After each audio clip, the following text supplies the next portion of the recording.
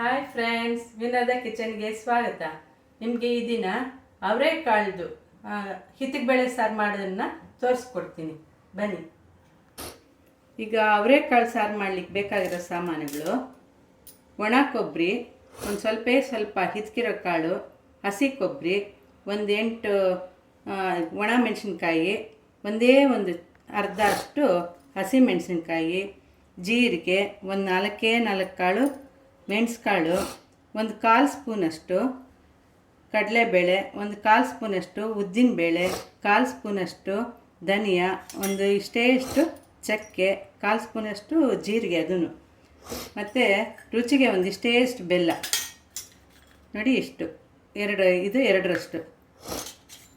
ಇದು ಅರಿಶಿನ ಕೊಂಬು ಸುಟ್ಕೊಂಡು ಚೆನ್ನಾಗಿ ಜಜ್ಜಿರೋದು, ಒಂದು ಇಂಚಷ್ಟು. ಇದು ಸಾಸಿವೆ ಒಗ್ಗರಣೆಗೆ. 1 ಟೇಬಲ್ ಸ್ಪೂನಷ್ಟು ಉಪ್ಪು, ಒಂದು 3 ಇಂಚಷ್ಟು ಪುಳಿ, ಒಂದೇ ಒಂದು ಸಣ್ಣದು ಸುಟ್ಟ ಈರುಳ್ಳಿ, ಅದಕ್ಕೆ ನೆನೆಸಿಟ್ಕೊಂಡಿರೋಂಥ 1 ಟೇಬಲ್ ಸ್ಪೂನಷ್ಟು ಗಸಗಸೆ, ಒಗ್ಗರಣೆಗೆ ಕರಿಬೇವು, 2 ಗ್ಲಾಸಷ್ಟು ಇಟ್ಕಿರೋ ಕಾಳು, ಈ ಗ್ಲಾಸಷ್ಟು ಇಟ್ಕಿರೋ ಕಾಳು, ಈ ಗ್ಲಾಸಷ್ಟು 4 ಗ್ಲಾಸಷ್ಟು ಸಾರು ಮಾಡ್ತಾಯಿದ್ದೀನಿ. ಈಗ ಎಲ್ಲ ಹಾಕಿ ರುಬ್ಬೋದನ್ನು ನೋಡಿಸ್ತೀನಿ ನೋಡಿ. ರುಬ್ಲಿಕ್ಕೆ ಕೊಬ್ಬರಿ, ಕಾಳು, ಖಾರ, ಒಂದು ಈರುಳ್ಳಿ, ಧನಿಯಾ, ಜೀರಿಗೆ ಎಲ್ಲ ಹಾಕಿ ರುಬ್ತಾಯಿದ್ದೀನಿ. ಈಗ ಮೊದಲಿಗೆ ಸ್ಟವ್ ಹಚ್ಕೊಳ್ಳೋಣ. ನಂತರ ಅದ್ರ ಮೇಲೆ ಕುಕ್ಕರ್ ಇಟ್ಟು ಅದಕ್ಕೆ ಒಂದು 4-5 ಸ್ಪೂನಷ್ಟು ಎಣ್ಣೆ ಹಾಕೋಣ.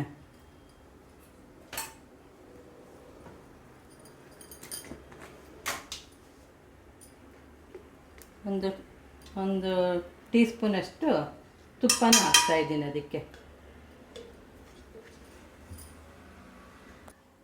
ಈಗ ಸಾಸಿವೆ, ಉಪ್ಪು, ಬೆಲ್ಲ, ಹುಣಸೆಹಣ್ಣು, ಕರಿಬೇವು ಇಷ್ಟು ಉಳಿದಿರೋದು ಬಿಟ್ಟು ಎಲ್ಲ ಸಾಮಾನುಗಳನ್ನು ಐಟಮ್ಸ್ ರುಬ್ಕೊಂಡ್ಬಿಟ್ಟಿರೋದಾಗಿದೆ. ಈಗ ಸಾಸಿವೆನ ಒಗ್ಗರಣೆಗೆ ಹಾಕ್ತಾಯಿದ್ದೀನಿ ನೋಡಿ.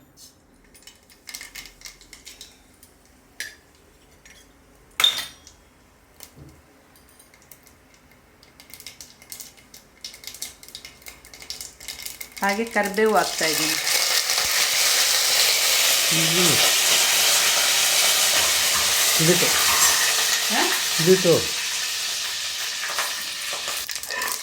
ಈಗ ಸಾಸಿವೆನು ಕರಿಬೇವು ಸಿಡ್ದಿದ್ದಾಯಿತು. ಇವಾಗ ಎಲ್ಲ ಇಕ್ಕಿರೋ ಅವರೇ ಬೇಳೆ ಹಾಕೋಣ. ಇದೊಂದು ಸ್ವಲ್ಪ ಫ್ರೈ ಆಗ್ತಾ ಇದ್ದಂಗೆ ಖಾರ ಎಲ್ಲ ಹಾಕಿ ಮತ್ತೆ ಅದನ್ನು ಸ್ವಲ್ಪ ಫ್ರೈ ಮಾಡಿ ಆಮೇಲೆ ನೀರು ಹಾಕೋಣ. ಈಗ ನೋಡಿ, ಕಾಳು ಸ್ವಲ್ಪ ಫ್ರೈ ಆಗಿದೆ. ಈಗ ಎಲ್ಲ ಖಾರನೂ ಹಾಕೋಣ ಅದಕ್ಕೆ.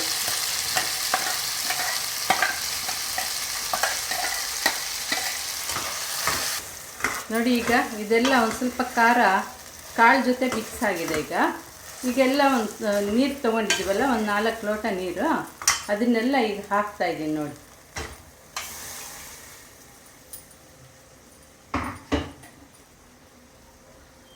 ಕಾಳೆಲ್ಲ ಕುದ್ದ ನಂತರ ಉಪ್ಪು, ಹುಳಿ, ಬೆಲ್ಲ ಹಾಕಬೇಕು. ಮೊದಲೇ ಹಾಕಬಾರ್ದು. ಇದಕ್ಕೆ ಬೆಳ್ಳುಳ್ಳಿ ಹಾಕಿ ಏನನ್ನ ಖಾರ ರುಬ್ಬೋದು ಇಲ್ಲ ಕುದಿಲಿಕ್ಕೆ ಹಾಕಿದ್ವಿ ಅಂದರೆ ಮಸಾಲೆ ಹಾಕ್ತಾರಲ್ಲ ಮಟನ್ನು ಇಂಥವಕ್ಕೆ, ಅದರ ವಾಸನೆ ಬಂದುಬಿಡುತ್ತೆ. ಅದಕ್ಕೆ ಹಾಕಬಾರ್ದು. ಕುಕ್ಕರ್ ಲಿಡ್ ಹಾಕಿದ್ದಾಯಿತು. ಒಂದು 2 ವಿಸಿಲ್ಲು ಬರೋ ತನಕ ಇಟ್ಟು ಆಮೇಲೆ ಆರಿದ ನಂತರ ಖಾರ, ಇದು ಹುಳಿ, ಉಪ್ಪು, ಬೆಲ್ಲ ಹಾಕಿ ಮತ್ತೆ ಕುದಿಸ್ಬೇಕು ಒಂದು ಸ್ವಲ್ಪ.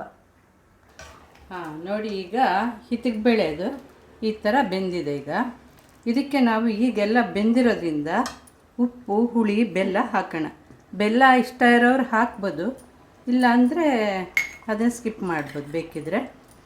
ಈಗ ಹುಳಿ ಎಲ್ಲನೂ ಕಿವುಚ್ಕೊಂಡಿದ್ದೀನಿ. ನಮ್ಗೆ ಎಷ್ಟು ಬೇಕೋ ಅಷ್ಟು ಹಾಕ್ಕೋಬೋದು. ಹುಳಿ ಜಾಸ್ತಿ ಇರೋದಾದರೆ ಕಡಿಮೆ ಇಡಿಸುತ್ತೆ, ಇಲ್ಲಾಂದರೆ ಸ್ವೀಟ್ ಇರೋವಂಥ ಹುಳಿ ಆದರೆ ಜಾಸ್ತಿ ಇಡಿಸುತ್ತೆ. ಅದು ನೋಡಿಕೊಂಡು ಹಾಕ್ಕೋಬೇಕು.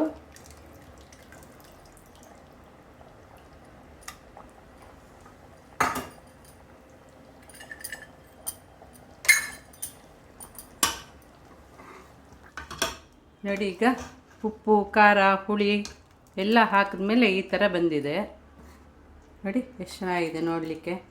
ಇವಾಗ ತಿಂದು ನೋಡೋಣ ಹೇಗಿರುತ್ತೆ ಅನ್ನೋದು ಗೊತ್ತಾಗುತ್ತೆ.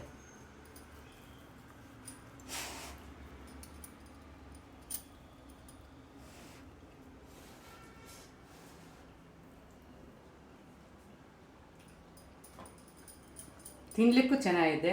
ದೋಸೆ ಸಾಫ್ಟಾಗಿದೆ. ಹಾಗೆ ಬೇಳೆನೂ ತುಂಬ ಚೆನ್ನಾಗಿದೆ. ಇದೆರಡು ಕಾಂಬಿನೇಷನು ಚೆನ್ನಾಗಿದೆ. ಇನ್ನು ಇದಕ್ಕೆ ಪೂರಿ ಜೊತೆನೂ ತಿನ್ಬೋದು, ರಾಗಿ ಮುದ್ದೆ ಜೊತೆನೂ ತಿನ್ಬೋದು. ತುಂಬ ಚೆನ್ನಾಗಿರುತ್ತೆ. ನೆಕ್ಸ್ಟು ಈ ದೋಸೆ ಹೇಗೆ ಮಾಡೋದು ಅಂತ ತೋರಿಸ್ಕೊಡ್ತೀನಿ. ಇದು ಮಂಡಕ್ಕಿ ದೋಸೆ, ಇದು ಅಕ್ಕಿ ಮಂಡಕ್ಕಿದು ತೋರಿಸ್ಕೊಡ್ತೀನಿ ನೆಕ್ಸ್ಟ್.